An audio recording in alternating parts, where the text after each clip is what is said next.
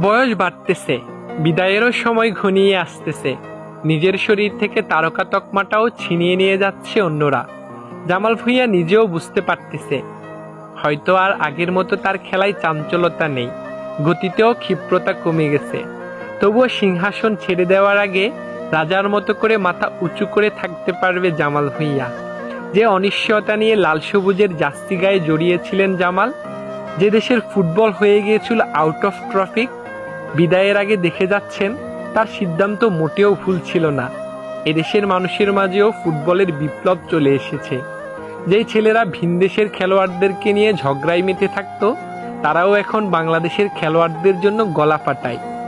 অন্য দেশের পতাকা আর জার্সি নিয়ে যাদের ছিল মাতামাতি, তারা সবকিছু ভুলে গিয়ে এখন লাল সবুজের পতাকাটা নিয়ে টিকেটের জন্য হাহাকার করতেছে গ্যালারিতে বসে খেলা দেখবে বলে।